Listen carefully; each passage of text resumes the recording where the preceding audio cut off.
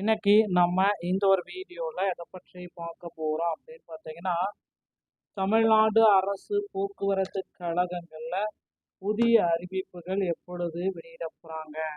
தமிழ்நாடு அரசு டிஎன்எஸ்டிசியில் driver come conductor ஓகேங்களா, இந்த டிரைவர் கம் கண்டக்டருடைய போஸ்டிங் இன்னும் பெண்டிங்கில் வைக்கப்பட்டிருக்கு அப்படின்னு சொல்கிறாங்க. இதோடைய உண்மை நிலவரம் என்ன? ஸோ டிசிசியோடைய நியமனம் தொடருமா? ஸோ இந்த 2026 இந்த பெண்டிங் நியமனத்தை முடிப்பாங்களா? டிஎன்எஸ்டிசி தற்சமயம் பார்த்தீங்கன்னா தனியாருக்கு விர போகிறதா சொல்லிட்டு இருக்காங்க. தனியார் வசம் ஆகிடுச்சு அப்படின்றத சொல்கிறாங்க. ஏன்னா ப்ரைவேட்டில் தற்காலிக ஊழியர்கள் 28,000 பேர் பார்த்தீங்கன்னா தற்சமயம் எடுத்திருக்கிறதா சொல்லிட்டு இருக்காங்க.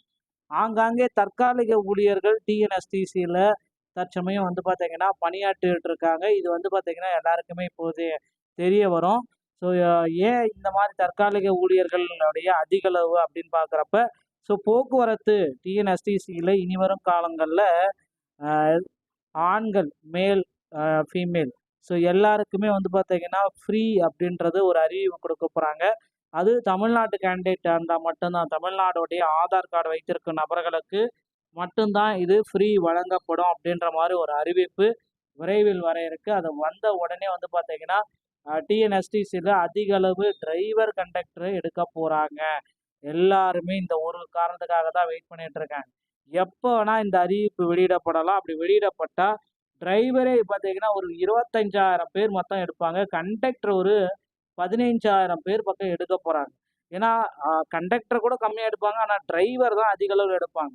ஏன்னா இலவசம் அப்படின்ட்டு வந்ததுனால கண்டக்டர் எப்படி இருந்தாலும் குறைந்த அளவு தான் பணியாற்றுவாங்க அப்படின்றது வரும்.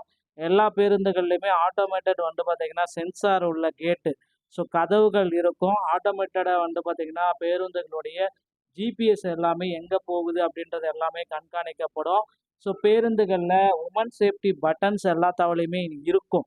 இந்த மாதிரி எல்லாமே பார்த்தீங்கன்னா தேர்தல் வாக்குறுதிகளில் அள்ளி கொடுத்ததுனால இது எல்லாம் வருங்காலங்களில் பேருந்துகளில் வரக்கூடிய பேருந்துகளில் இவைகளை நாம் எதிர்பார்க்க முடியும் மக்களே. ஸோ நீங்கள் எக்ஸ்பெக்ட் பண்ணது அப்படின்னு பார்த்தீங்கன்னா இந்த டிரைவர் கம் கண்டக்டர் இந்த 2025 பார்த்தீங்கன்னா இந்த டிரைவர் கம் கண்டக்டருடைய போஸ்டிங் போடுறோன்ட்டு 3,500 பேர் போஸ்டிங் போடுறதால வெறும் 2,500 பேர் போஸ்டிங் போட்டு அப்படியே ஹோல்டு பண்ணிட்டாங்க. இப்போ இருக்கிற மக்களும் பார்த்தீங்கன்னா எங்களுக்கு எப்போ போஸ்டிங்கை போடுவீங்க, இன்னைக்கு போஸ்டிங் போடுவீங்களா, நாளைக்கு போஸ்டிங் போடுவீங்களா அப்படின்ட்டு கேள்வி மேலே கேட்டுகிட்டே இருக்காங்க. எல்லாத்துக்குமே பார்த்தீங்கன்னா ஒரு சரிவர பதில்கள் பார்த்தீங்கன்னா இன்னும் வரல. ஸோ அந்த பெண்டிங் 850 பேருக்கு பார்த்தீங்கன்னா டிரைவர் கம் கண்டக்டருடைய 850 பேருக்கு போஸ்டிங்ஸ் இன்னும் ஒரு சில தினங்களில் உங்களுக்கு போட்டுருவாங்க அப்படின்ற மாதிரி எதிர்பார்க்கப்படுது. தேர்தலும் முடிவடைஞ்சாச்சு, எல்லாமே முடிவடைஞ்சிச்சு. இனி போஸ்டிங் மட்டும்தான் அப்டேட் பண்ணணும். அப்படின்னா இன்னும் ஒரு சில தினங்களில் டிரைவர் கம் கண்டக்டருடைய பெண்டிங் போஸ்டிங்ஸ் எல்லாமே க்ளோஸ் பண்ணிடுவாங்க அப்படின்ற எதிர்பார்க்கலாம். அடுத்து நீங்கள் எல்லாருமே எதிர்பார்க்குற மாதிரி போக்குவரத்து கழகம் தனியார் வசம் விடப்படுற அப்படின்னு சொல்கிறாங்க.